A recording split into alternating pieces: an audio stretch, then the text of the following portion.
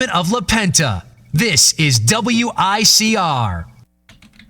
Hello everyone, I want to thank you all for tuning to a very special Iona College radio production. We are broadcasting live into the SuperHero Fun 5K Walk Run for ALD at Portchester Middle School. It's a great cause. I mean, we've been filled in all about Brandon and the Rojas family and just everything they've done. I mean, guys, lift up right now. Everybody's got their bracelets on right now. Really excited. I mean, when we were approached about this opportunity to come in and help, I asked the big three right here, Rob Bancardo, Armand Madeo, and Jersey Joe. I asked these guys, and they didn't even hesitate. So, I mean, guys, how are you feeling right now? You guys ready to get into this? I'm really excited, Joe, to be part of this. This is going to be a great event. Armand, on to you.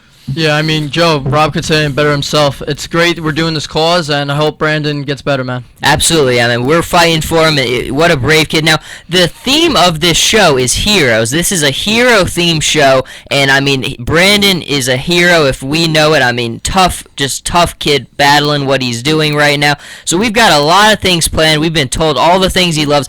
Iron Man is one of Brandon's favorite things, so I thought, what better way to start off the show than going over everything under the sun for Iron Man. Armand and I were doing the morning show the other week, and we were talking all about Iron Man, getting warmed up for it. But the first thing I wanted to go over, guys, is let's do a little bit of interesting Iron Man facts. Now, we all know Iron Man pretty well. 3 pretty popular movies have come out about it recently. He's one of the more popular characters. I mean, especially in the Avengers movie. I think his appearance really helped out there. So let's go over the top 10. I mean, these are weird facts you just probably wouldn't know. Now, the first one, obviously, you both saw the newest Iron Man movie, the first one? Mm-hmm. Okay. Yeah. Now, we all like Robert Downey Jr. We thought he did a good job, right? Yeah, what if I told you that Tom Cruise was almost cast as Iron Man? Cruise was considered for the role, and he pretty much had it, but he turned it down because he wasn't pleased with the script.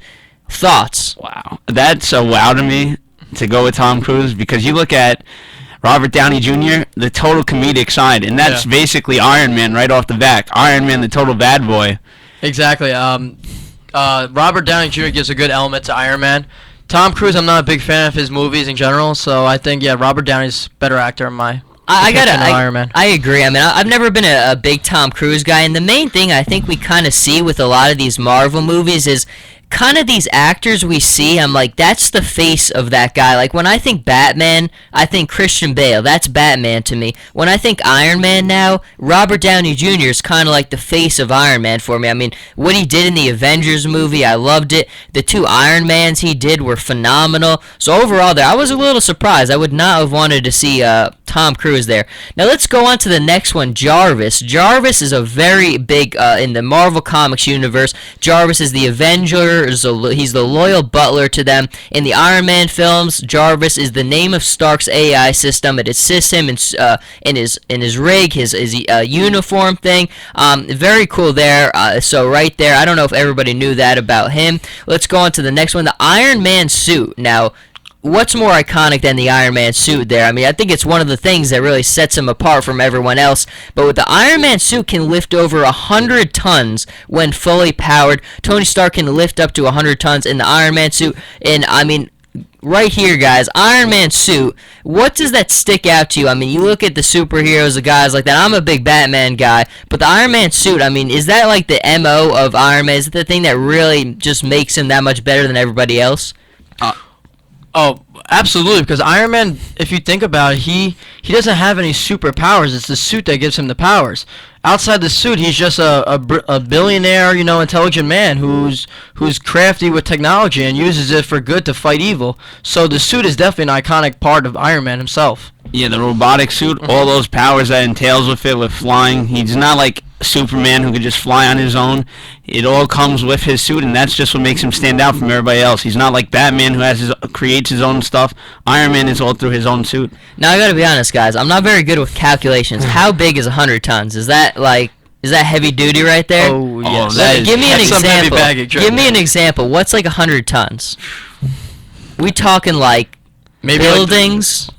Trucks? Maybe like the Titanic and Holy cow. the Carnival and Norwegian put together. Jeez. That's impressive right there. See, I had no idea. So wow. Iron Man suit.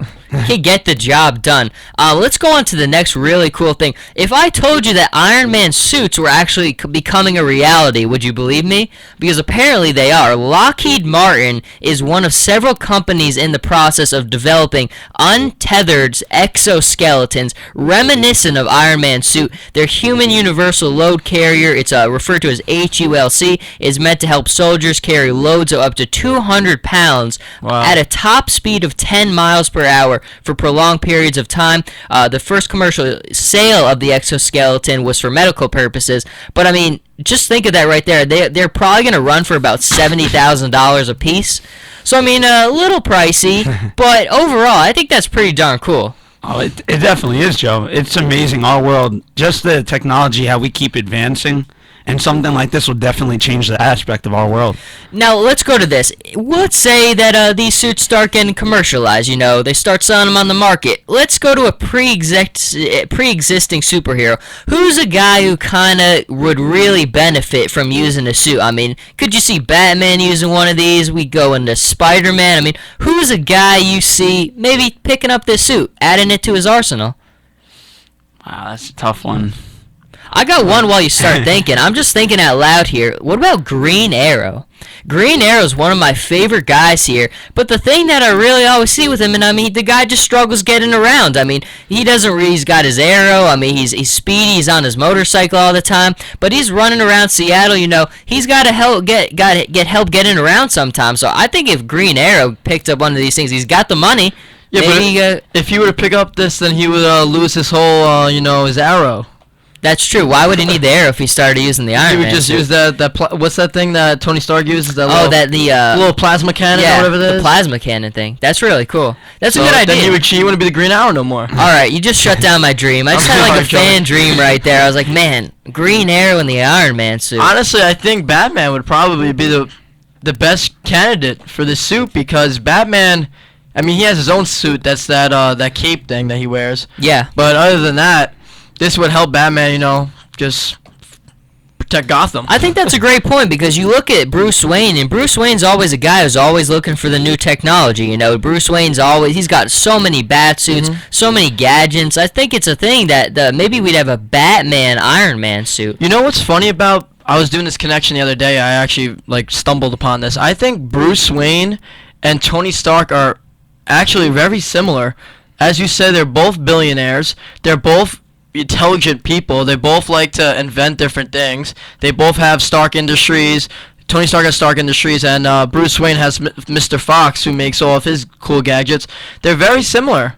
That's a good point, but the really DC version is Batman, obviously, and the Marvel version is Iron Man. Now, here's the big thing. We know our man Brandon is going with Iron Man, but which side are you guys going to? You know, Iron Man, Batman, they're going to have a little scuffle, a little friendly competition. Who's winning the fight?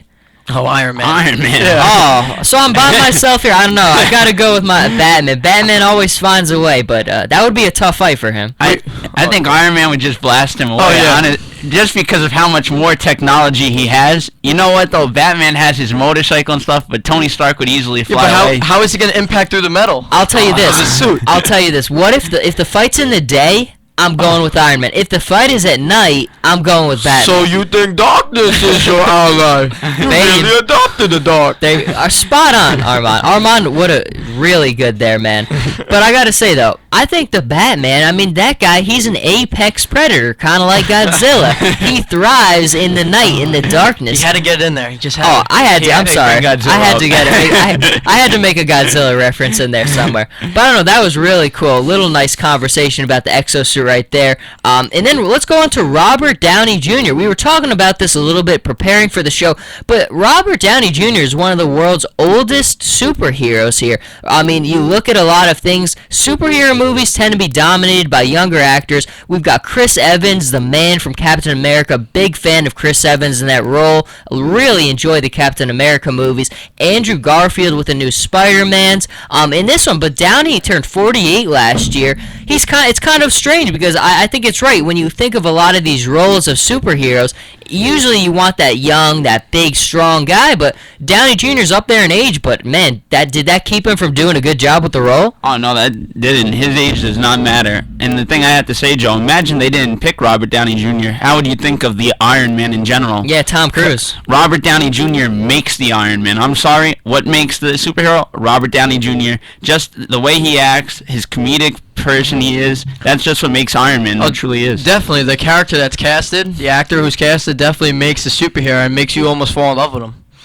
There you go, man. Now, I want to start moving into the new Avengers movie because there's a lot of things about the new Iron Man in this. Obviously, we watched the trailer the other day. For a lot of people, the Avengers, the first one, was one of the best grossing movies of all time. I mean, everybody enjoyed it. Everybody saw it, rightfully so. So the trailer leaks the other day for the new one, Avengers Age of Ultron, and Marvel responded. It leaked a little bit early. Marvel kind of made a joke about it, blaming it for Hydra. I thought that was kind of funny. Everything's always Hydra's fault. But, I mean, you look at this trailer, Rob, and for Iron Man, we see the Hulk Iron Man suit. When I saw this, I was blown away. What an awesome way to incorporate that in there. What did you think when you saw Iron Man on the street getting ready to face off against the Hulk Iron Man suit? I actually jumped, Joe, because first of all, we all know how the Hulk is. The Hulk, once he goes crazy, he's out of his mind. And when I saw that fight, I said, this fight scene is going to be the whole defining point of that movie. Those two fighting, because we even saw in the last Avengers movie, we see like the Hulk fighting Thor, but now you put it with Iron Man in an even bigger suit versus the Hulk, it's going to be an awesome fighting scene. I completely agree. I mean, when I started, I gotta admit, I defer to my brother for all this. He's our comic book guru, aficionado. Whenever I need to know something, I go to him. So I should have brushed up a little bit on on who Ultron is. But I'm guessing he's a prototype built by Tony Stark or something to that, because you watch this trailer and you see just tons of Iron Man prototypes running around everywhere. And I mean, it looks like, I mean, that's going to be a fight for these Avengers. I mean, because you look at that suit, that's a heck of a piece of technology right there. I mean, think about fighting an army of these things. I mean, Armand, what do you think? What's a fight like that going to take? A fight like that's got to take, just teamwork. The Avengers going to have to work together. I mean, you have a leader in Captain America. You have Iron Man who could do anything.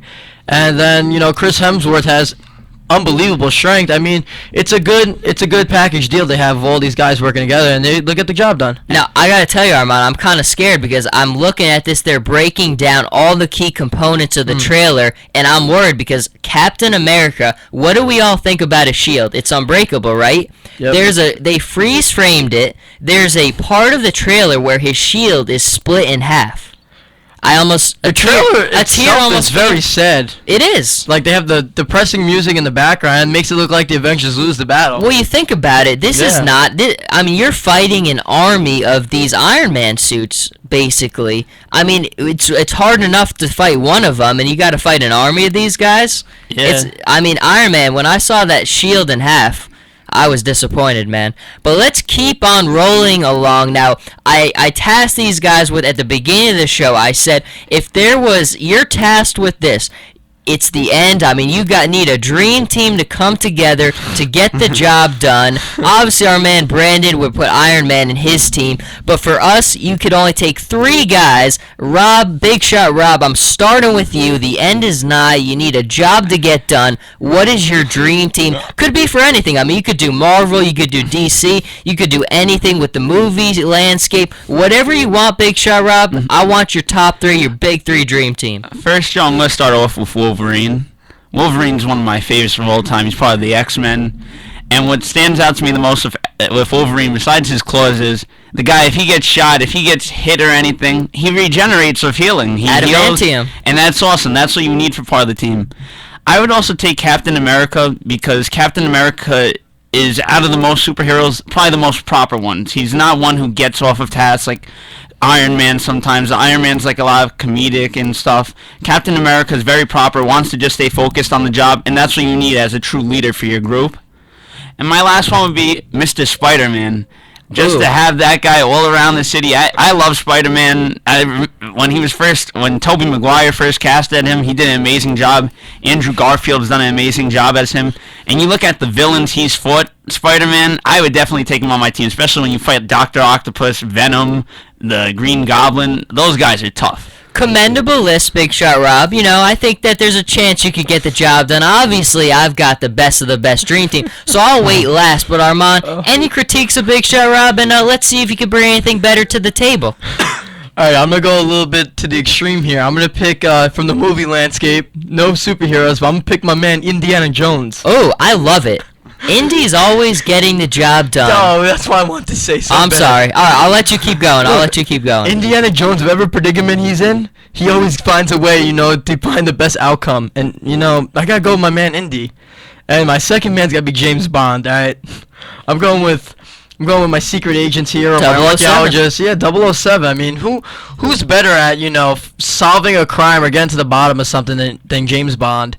And third, my man Bumblebee. Bumblebee, Transformers. Okay. I gotta go with Bumblebee.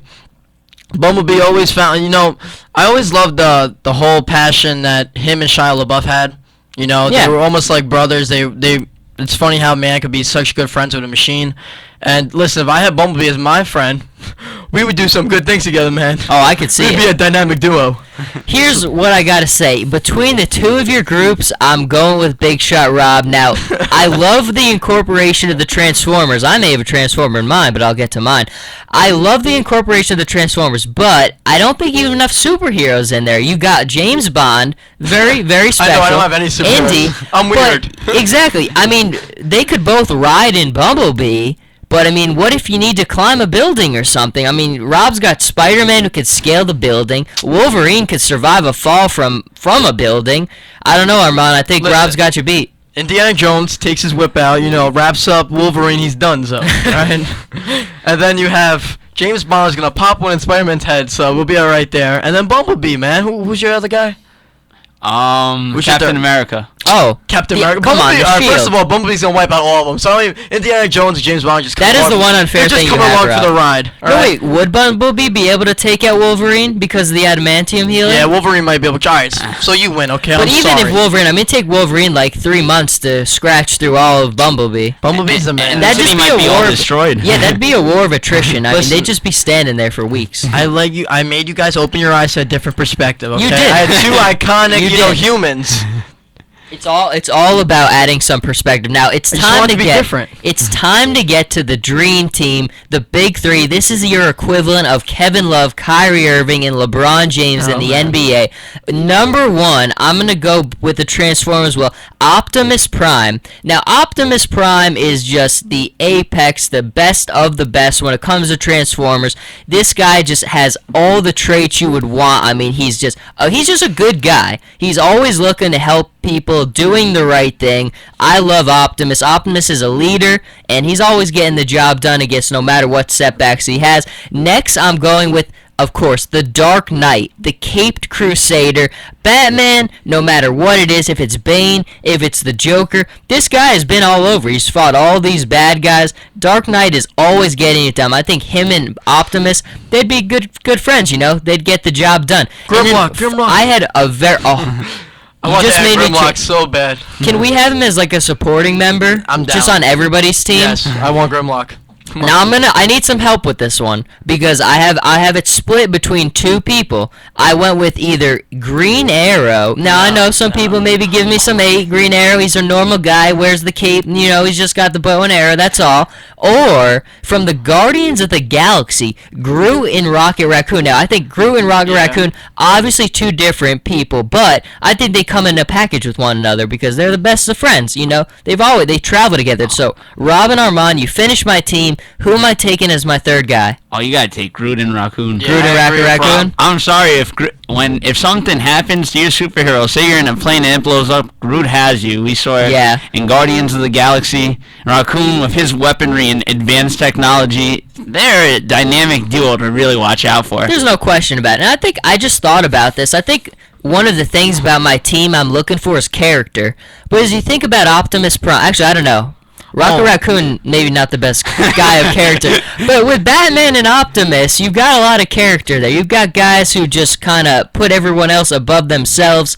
I like that a lot. I made a mistake before. I forgot to say my boy Legolas. Oh, Legolas. So you've got... Okay. Take out James Bond. He's too old now. It's been around for like 80 Rob, years. Come on, we have like 10 James you're Bonds. the breaking vote. We're putting together an entire dream team. We can only take Legolas, an expert archer in the Lord of the Rings, or we could take the Green Arrow. Rob, please. Rob, who are you taking? You're the deciding factor, Rob. No pressure, only a little. I'll kick you out of the studio if you don't pick Rob, mine. you say something stupid, I'm gonna smack you on the head. So, Rob, I want you to pick. You picking Green Arrow, Legolas. I'm going with Legolas. Rob. And Joe, the reason why when you put on the movie The Lord of the Rings, The Two Towers, when the last battle scene, there's one scene where Legolas takes his shield and goes down the stairs and kills about 12 orcs just firing away. You're talking about Helm's Deep. Helm's Deep just goes off. Listen, let me give you the rundown, okay? In The Return to King, my man took down an elephant. You try taking down an elephant, alright? Not only an elephant, 12 guys. And in The Hobbit, my man went from head to head on a river. All right, he took out about 30 orcs. Those little creatures are savages. All right. All right, guys. I'd be running the other way. I'm conceding defeat. I thought about it. You made some really good points. I mean, you think about the Battle of Helm's Deep. That is one of the greatest battles ever fought on Middle Earth. Don't know if Middle Earth's real. Pelennor Fields is pretty insane too. Yeah, that's the one with the elephants. Yeah, it's one I saw. He was the LeBron. He was the Vince Carter. I'm conceding defeat. Green Arrow is a worthy competitor, but Legolas, you look at his resume, you look at the highlight reel, Helm's Deep, the battle. What was it with the elephants? The Battle of the Pelennor Fields. That's a very impressive that you know that. Our expert on Legolas over here. Legolas of the Woodland Realm. Of the Woodland Realm. I like that. I like that. Big Shot Rob called it. So all together, I think we agree. You know, you got to put Legolas as the archer. Wait, Joey, can I tell you a story about Legolas? Yeah, let's hear your story. In the 4th grade, I dressed up as Legolas for Halloween and put a lot of work into it. Like, I didn't even buy it at Party City. Like, I actually gathered all the materials up myself, his whole outfit, the wig, everything. Even the blue contacts I had. So I went to one of my school parties, you know, everyone's dressed up, and the guy at the door, he was a very mean man. Very mean man. I pop up at the door, and the guy's like, alright, what's going on? How you doing? $5 to enter. I give him the money. He's like, who are you supposed to be, Maiden Marion? I started crying like a little baby, bro. I was like, how can you say that? I'm Legolas, man. You don't see the bow and arrow? Oh, no. Maiden Marion don't pull around a bow and arrow? That's Come on. terrible. That was horrible, man. How you gonna do that to a 9-year-old? That's cold. I mean, I could just see you right there putting all the time into that effort. It was at that point I actually wish I had a real arrow and shoot him with it. I don't know if I would go that far, but no, but it was kind of messed up, man. That ruined my whole thing. I put so much work into that, like 3 days making that, like 6 hours a day. Rob, what did you dress up as at 4th grade? In 4th grade. Reminisce, guys. We're going back to the past. I've only dressed up as one superhero, and that was Spider-Man that one year. And I have to admit, it was a pretty awesome costume. Did you buy it at Party City or actually? I bought it. See, mine, I actually had to make it. Like, I was trying to do something out of the extraordinary. You know, I think my favorite ones, when I was little, I was the biggest Godzilla fan in the world. I dressed up as Godzilla multiple times when I was young. I have pictures of me in preschool, and I've got the Godzilla costume on. I think I probably had 3 or 4 Halloweens where I dressed up as Godzilla when I was young. Joey, I have a question for you, Joey. Sure. Who would win in a fight, Gridlock or Godzilla? That is, see, that's pulling up. Rugrats. Oh, and Reptar. Obviously, Tommy Pickles and Reptar, obviously. Tommy Pickles, oh, come on. I think I would have to go with Godzilla, just because you think about Godzilla, he did defeat Metal Godzilla. So my line of thinking is, a good point. If he beat Metal Godzilla, although Grimlock I think is even better. Yeah, I think so too. But Grimlock, here's the tough thing: Metal Godzilla is kind of not a lot of flexibility there. Grimlock can transform out of dinosaur form, which would give him another edge. I mean, I think when Grimlock is out of Transformer mode, he looks more like a Pacific Rim giant Yeah, but I guy. don't think he's as strong out of dinosaur mode. I don't think so. Because dinosaur mode, he's got that fire coming out of his mouth. But Godzilla also has that. What's that blue? What's that blue stuff? Oh, the blue a flamethrower thing. Like electric. Yeah. What is that? I don't even know what that is. Here's the thing, Godzilla. I mean, Godzilla at the end of the day is the ultimate of ultimates. I mean, this guy just gets he's the LeBron James of everything. He's got he could do it all. Godzilla. I love it. I love it there. But moving along, I mean, that's it, Godzilla. Moving along from Japanese cinema. Exactly. I mean, look, I gotta be honest. We could probably spend the whole show talking about Godzilla, but we're not going to. We're gonna start to wrap down this first segment. A lot of good thoughts here. Just want to remind everybody you're listening to our WICR special edition of a superhero fun 5K walk run for ALD. I'm getting a lot of great pictures of the event going on right now. This is in honor of the Rojas family, and I mean just in general about ALD. I mean, how can you help? There's a lot of ways participating in this event. Obviously, there's you're able to form a team to help raise money. I'm sure a lot of people I'm seeing right now are doing a great job with that. And if you really want to find out more and try to help, go to www.bethematch.org. I mean, this is a disease I think we still don't have a lot of understanding on. So everything we can do to help is absolutely impairment. So let's get that and get it better. When we come back, we've got a lot more things to get to, so stay tuned with us and we will be right back.